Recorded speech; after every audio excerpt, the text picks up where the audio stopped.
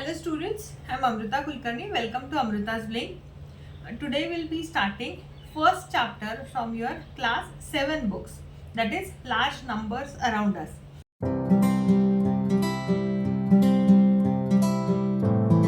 In this chapter we will be studying how to read large numbers, what exactly are large numbers, how you can define large numbers, what is the place value of large numbers, how to read large numbers in Indian system as well as global systems. We are going to study rounding up and rounding down concept of large numbers and multiplication, approximation of the multiplication of large numbers. First concept in this chapter is about what is exactly large numbers and how we are going to use large numbers in our day-to-day life. There is a small story about these lakhs of numbers. There are two characters in this story. One is Ashwarappa. Ashwarappa is a farmer in Chintamani village. Chintamani is a town in Karnataka. Now, Ashwarappa visits market regularly to buy seeds from the rice field. During one such visit, he overheard a conversation between Ramanna and Lakshmana. Ramanna said, "Earlier, our country had about a lakhs of varieties of rice. Farmers used to preserve different varieties of seeds and use them to grow the rice. Now only we have handful of varieties, but earlier we used to have lakhs of varieties of rice. Also, farmers have to come to the market to buy the seeds." Lakshmana said, "There is a seed bank near my house. So far, they have collected about hundreds of indigenous varieties of rice seeds from different places. You can also buy seeds from there. You may have heard that the word lakh before." Now, just imagine, now we will try to understand this conversation. There are two farmers, one is Ramanna and another is Lakshmana. So, what they are talking about is currently around, both of them are farmers. So, currently around their home, whenever they are going to buy varieties of rice seeds, at a time they can have options from, let's say, hundreds of varieties of rice. But earlier in India there were lakhs of varieties of rice. Just imagine lakhs, if you have 1 lakh varieties of rice. So just imagine if you are going to eat only one variety of rice each day, then how many days you are going to spend in order to test all the varieties of rice. So just there are 365 days in a year. So let's say in order to test all 1 lakh of varieties, you need to, how many days you need to eat or how many years you need to eat, that is 1 lakh divided by 365 days. 365 days are there in a year. So whatever is your answer, that is 1 lakh divided by 365. For those many years you need to test one variety each day, and then only you will be able to test all the varieties of rice which were available in India. So just imagine, whenever you just overheard 1 lakh as a number, so you think that, well, okay, 1 lakh is a small number, but that is not the case. 1 lakh is a huge number, because if we are going to, so let's say 1 lakh divided by 365, it is 273.97 years. So you need to live for 273.97 years, and literally you need to start eating rice since day 1 of your life. That is absolutely not possible. So 273.97 years you need to live, although we assume that you are eating rice since your day 1, and it is absolutely impossible for human to live for 273 years. Then let's say we try a combination and we eat one variety of rice in the morning and one variety of rice in the evening.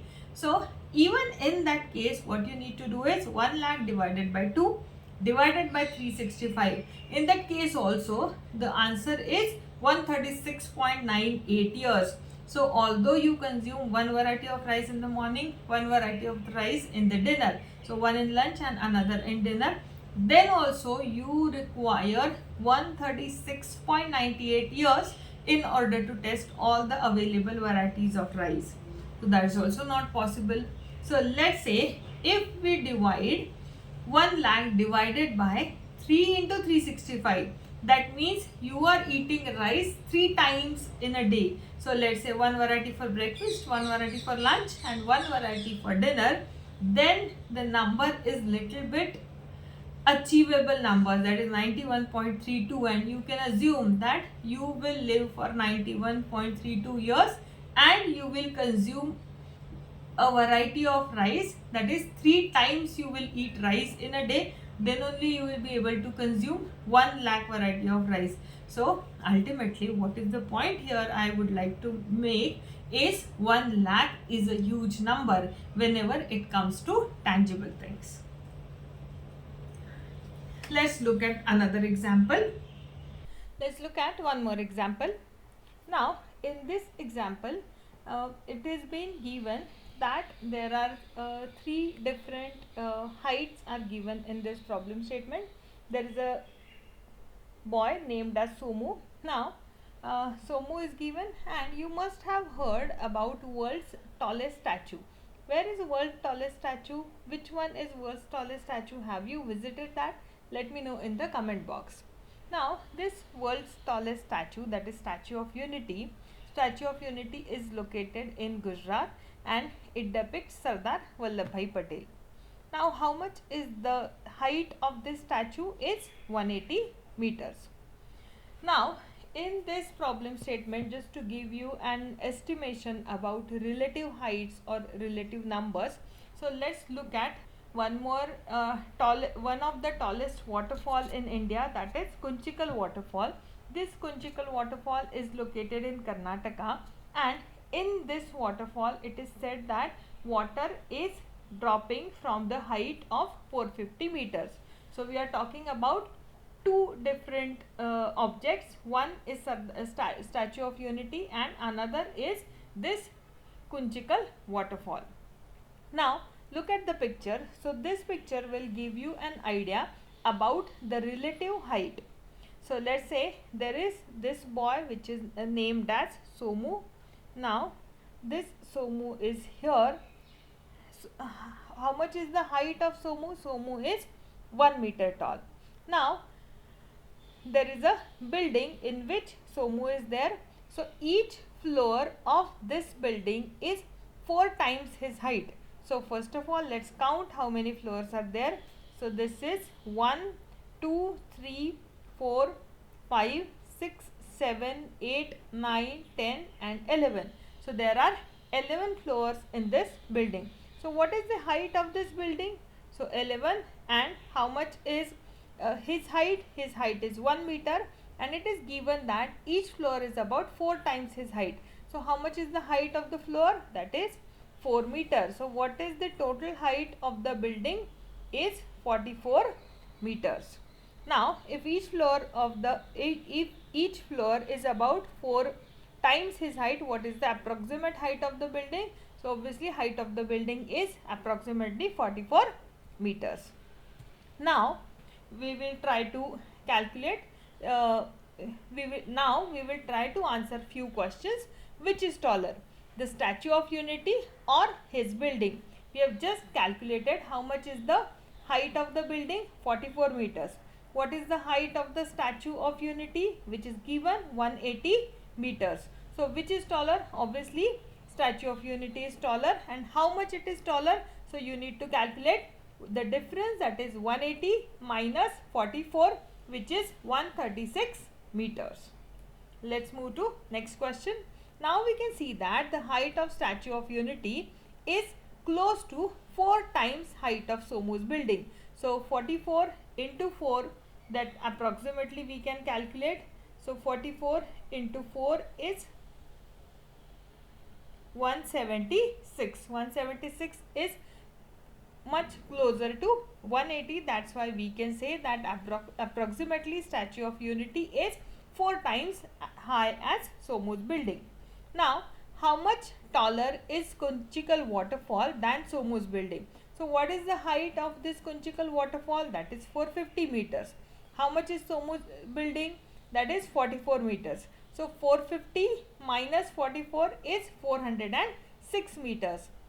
So we can say that Kunchikal waterfall is 406 meters taller than Somu's building.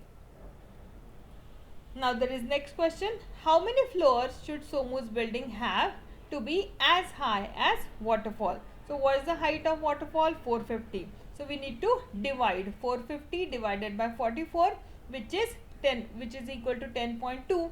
So approximately we can say that there should be 10 buildings of Somu's, there should be 10 buildings we need to construct one above the other, and then only they will be able to match this Kunchikal waterfall.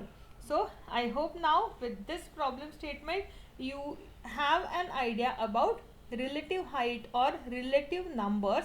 So how the numbers and how the quantity of the numbers, how the value of the numbers are interrelated. So how to estimate which number is bigger, which number is smaller.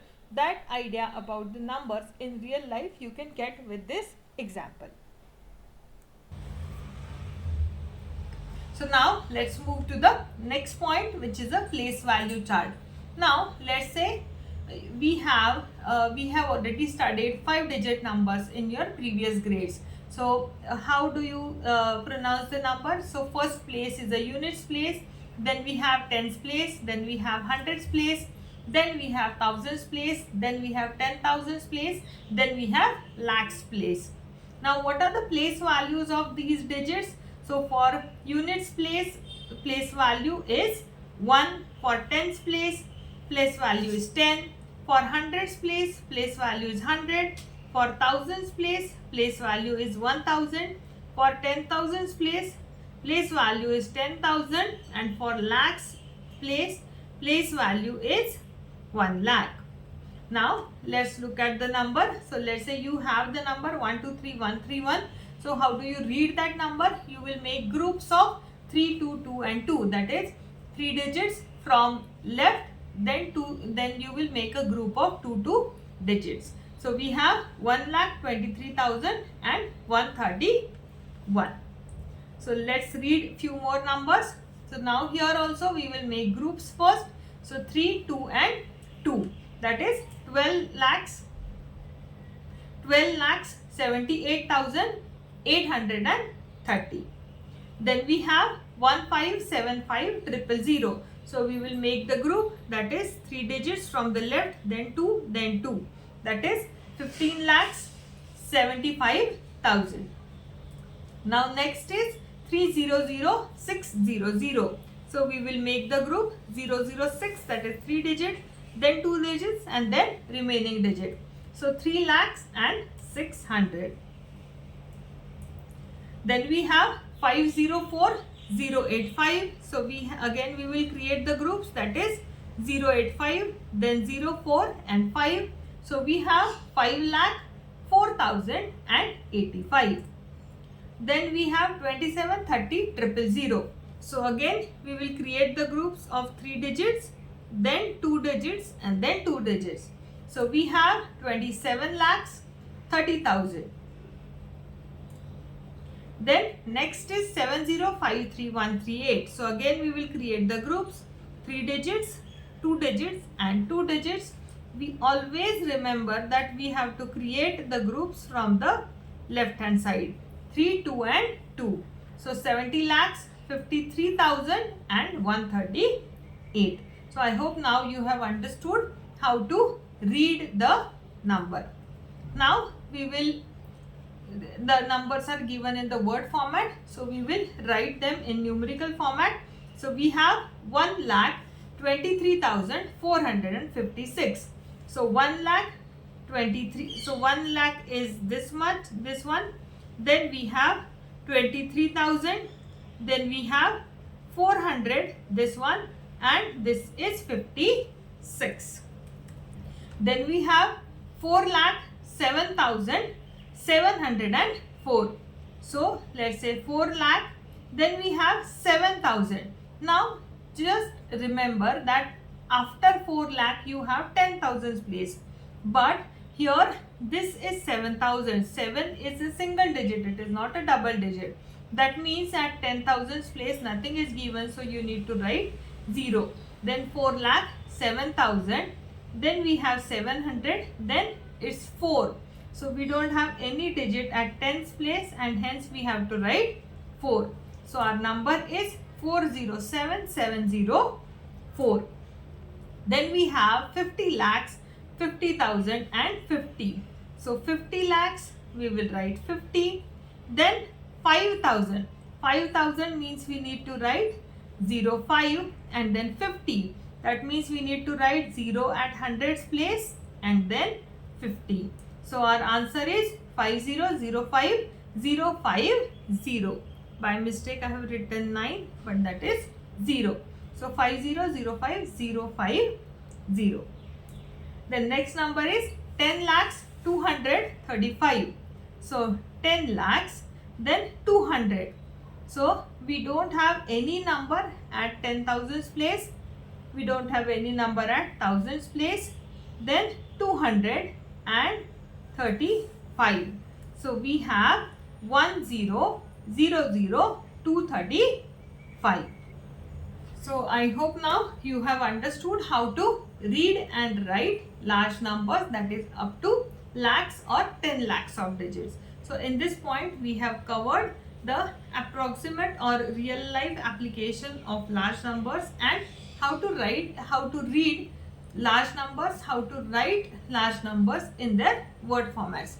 Next point we will cover in next video.